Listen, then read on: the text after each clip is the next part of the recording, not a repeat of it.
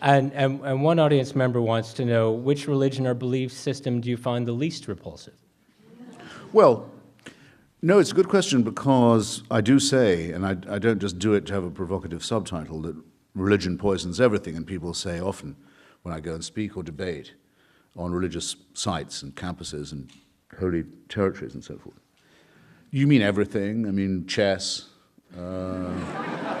Italian cuisine and so on. And I say, actually, yes, because it insults us in our deepest integrity by saying that we wouldn't know where right and wrong came from if it wasn't for divine permission. And we wouldn't have a meaning to life if it wasn't by supernatural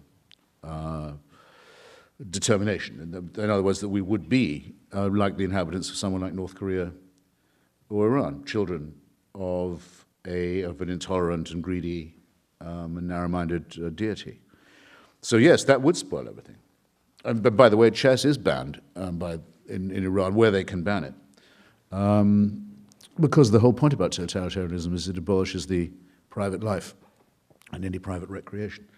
So yes, I do mean it seriously. But now, for example, my daughter goes to a Quaker school. Do I really say that the Quakers are the same? Well, they make the same mistake, which is that they think that faith is a word that deserves approbation. If I could change one thing about the discourse in this country, just one, it would be we would stop nodding approvingly when people say, "I'm a person of faith." Yes.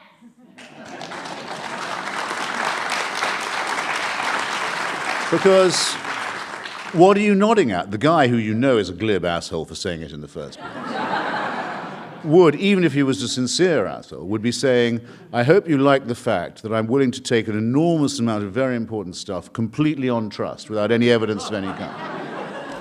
I say, I'm not going to admire that. I think that stinks.